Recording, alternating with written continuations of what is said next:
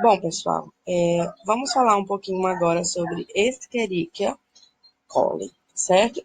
Escherichia coli, ou também conhecida como E. coli, uma bactéria que habita o nosso intestino grosso, principalmente, e que foi descoberta por esse pediatra, cientista, infectologista chamado Theodor von Escherichia, que foi convidado para identificar uma bactéria, estudar uma bactéria que estava causando diarreia em crianças e em adultos também.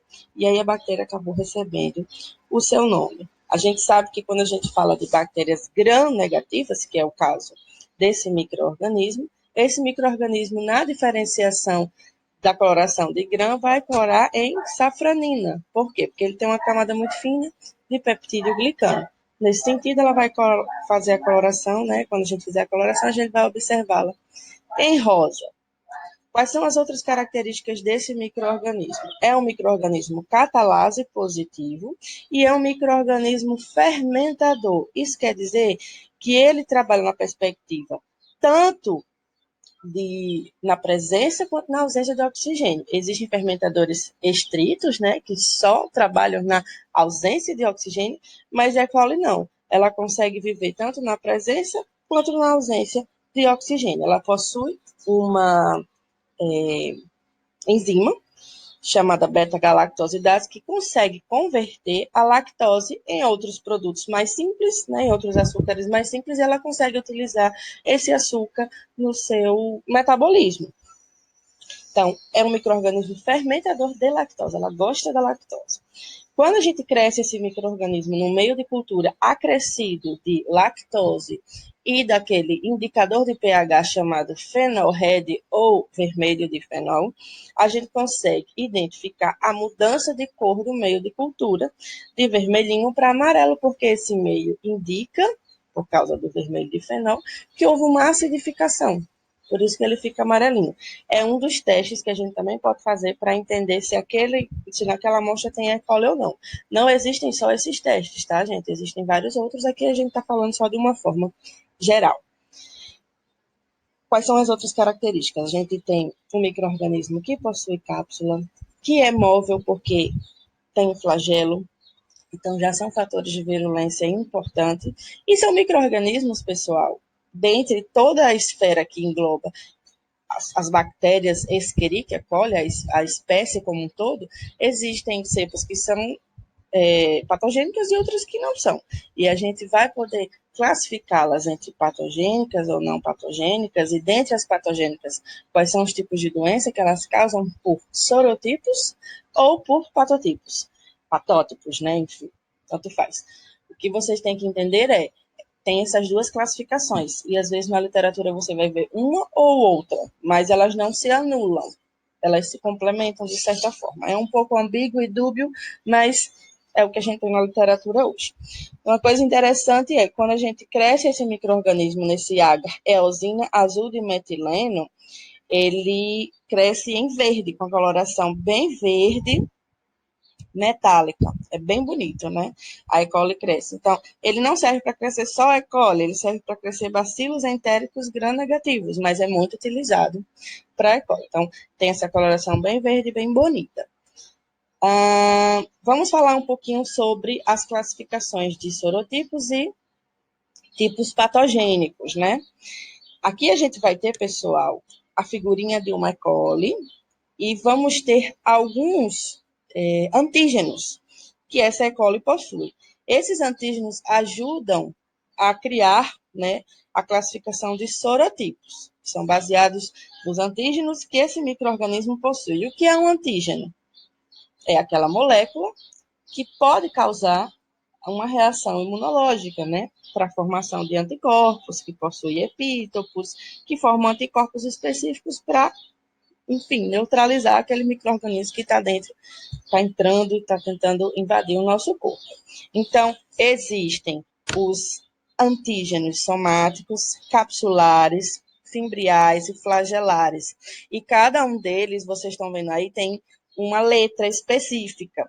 E para formar os códigos dos sorotipos, se utilizam letras e números. Então, para o sorotipo que causa meningite neonatal, o código é K1.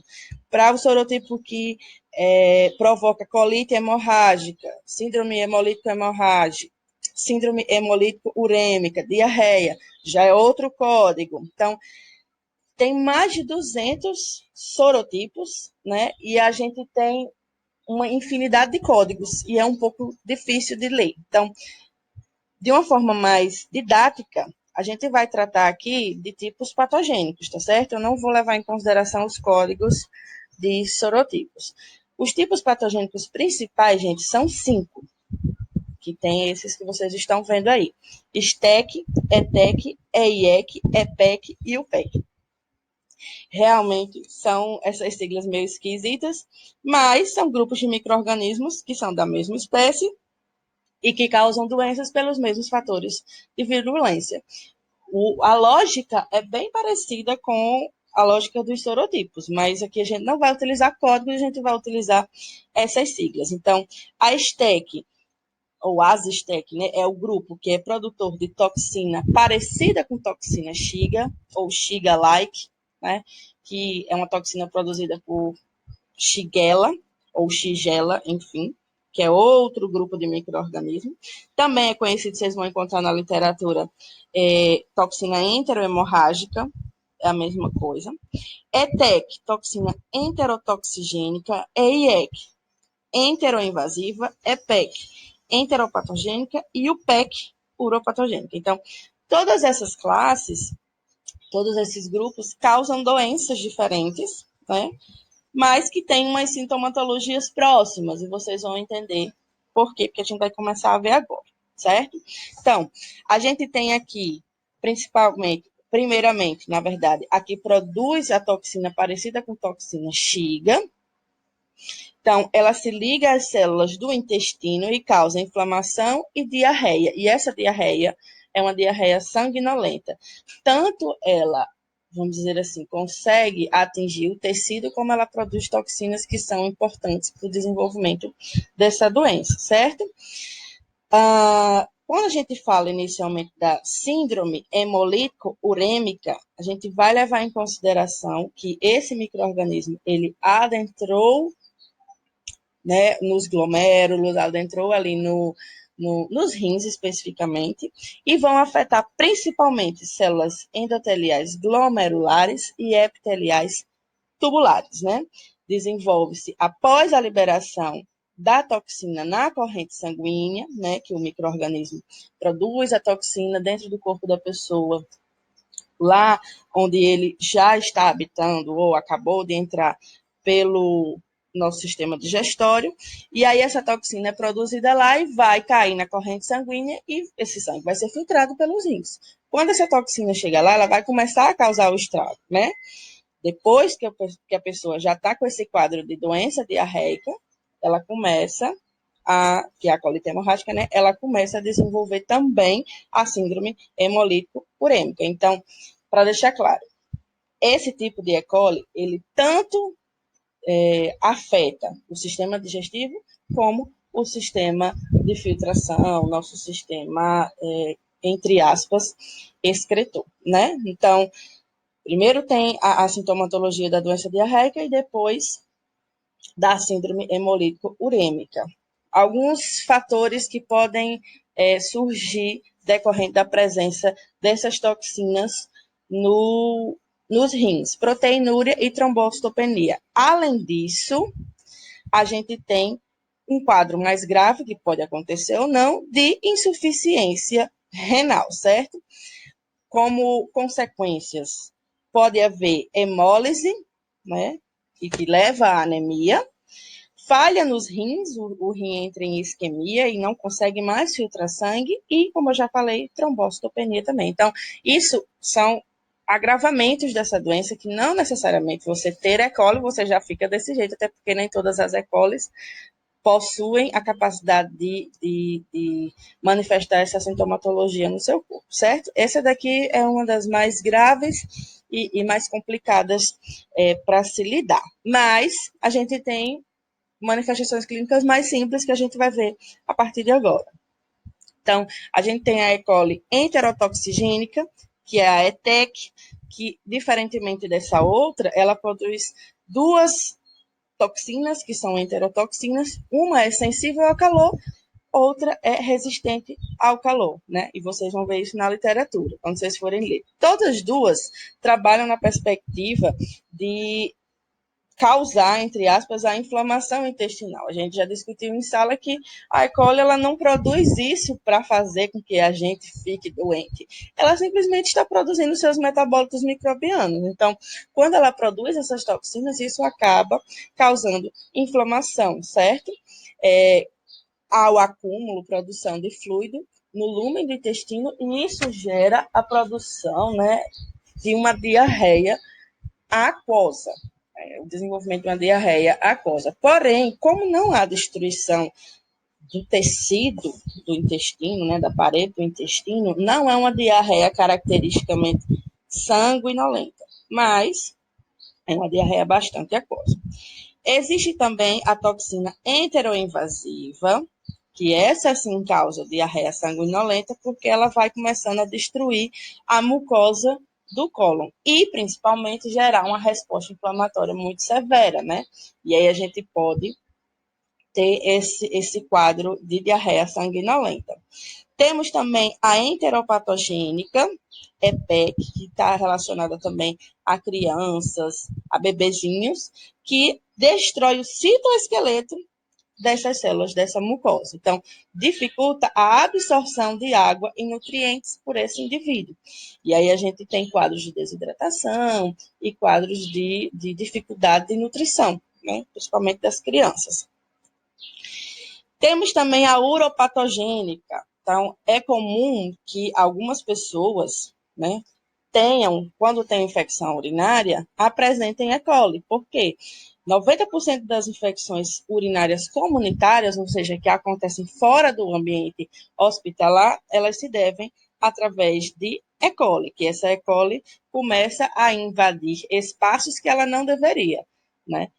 Uma infecção onde o micro-organismo que habita ali o sistema digestório, ele começa a invadir o sistema genitourinário. Então, pode causar a infecção urinária. E 50% das infecções urinárias que acontecem no hospital também são devidos à Escherichia E. coli. Então, pode levar ao quadro de cistite, pode causar pielonefrite e também pode apresentar urina sanguinolenta porque causa lise das células do trato urinário, porque ela produz, né, ela produz enzimas que causam hemólise. Então, isso pode acontecer também e não é raro de acontecer. Como é que a gente diagnostica E. coli? Principalmente pela cultura, né, tanto de fezes quanto de urina, e também pode-se utilizar a identificação de toxina Shiga por testes bioquímicos, mas nem todos os micro-organismos E. coli possuem Shiga, não são do mesmo grupo, mas são testes bioquímicos e testes microbiológicos que podem elucidar a presença ou não de E. coli naquela amostra, certo? Qual é o tratamento? Como a pessoa fica bastante desidratada na maioria dos casos, então tem que usar sais de desidratação oral e utilizar também tratamento com antibióticos, né? Antibiótico terapia, que são esses antibióticos que vocês estão vendo aqui, sulfa, trimetropina e assim sucessivamente, quem nunca, né, utilizou. E para quem tem infecção urinária, são aqueles antibióticos clássicos que a gente utiliza, ciprofloxacino e outros, né, que tem essas nomenclaturas um pouco mais difíceis e a minha dislexia não deixa. Não sou disléxica, tá, gente? Mas eu acho que eu sou em alguns momentos. Síndrome hemolítica urêmica, que aí você acaba tendo um quadro de anemia, um quadro mais sério. Além dos outros tratamentos, a gente precisa também de plasmaférese em alguns momentos, certo? Então, dependendo do tipo da manifestação clínica, a gente vai ter um tratamento diferenciado.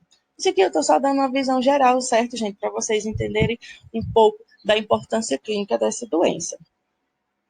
E é isso. Eu espero que vocês tenham gostado. Quem tiver alguma dúvida pode me procurar. Vamos interagir no fórum, vamos responder as perguntinhas. E qualquer coisa é só entrar em contato comigo, tá bom?